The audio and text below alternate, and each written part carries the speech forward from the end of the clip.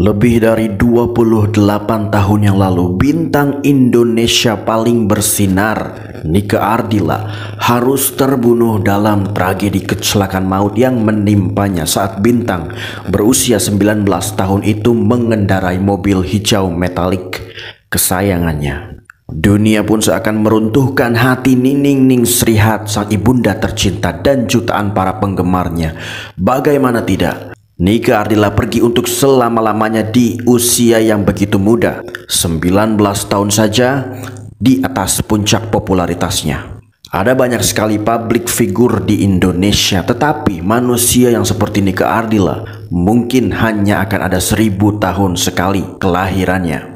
Nike Ardilla adalah fenomenal dan legenda. Satu-satunya artis Indonesia yang mendapatkan penghormatan paling tinggi. Tanggal kelahirannya, tanggal kematiannya selalu diperingati oleh para penggemarnya di Indonesia.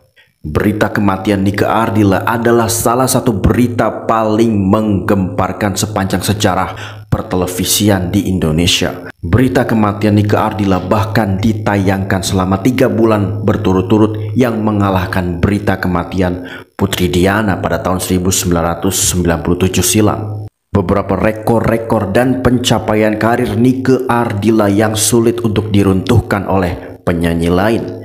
Album Sandiwara Cinta terjual lebih dari 6 juta kopi, yang menjadikannya salah satu album musisi Indonesia terlaris sepanjang masa. Nama Nike Ardilla bahkan menduduki peringkat keempat sebagai daftar 100 wanita paling berpengaruh di Indonesia. Nike Ardilla bahkan sudah menghiasi berbagai sampul depan majalah yang tak terhitung jumlahnya. Nama Nike Ardilla bahkan diabadikan sebagai nama salah satu jalan di Jakarta Selatan. Nike Ardilla bahkan menjuarai Asia Song Festival pada tahun 1990 di usianya yang hanya kurang dari 12 tahun saja. Nike Ardilla mendapatkan segala-galanya di usia yang hanya 19 tahun saja. Karir, popularitas, kekayaan, bahkan kecantikan, Nike Ardilla miliki semuanya. Nike Ardilla bahkan pernah menjadi salah satu objek foto paling bernilai di Indonesia. Album Bintang Kehidupan terjual lebih dari 5 juta kopi, yang bahkan rekor ini sangat susah untuk diruntuhkan oleh musisi lain. Nike Ardilla bahkan sudah menginjakkan kakinya di Amerika Serikat di usia yang hanya 12 tahun saja. PT Pos Indonesia bahkan pernah menerbitkan satu perangko bergambarkan Nike Ardilla yang diedarkan di 2 negara sekaligus, yaitu Rusia dan Indonesia. Bahkan PT Telkom pernah mengeluarkan kartu telepon SIM card edisi Nike Ardilla pada tahun 1997.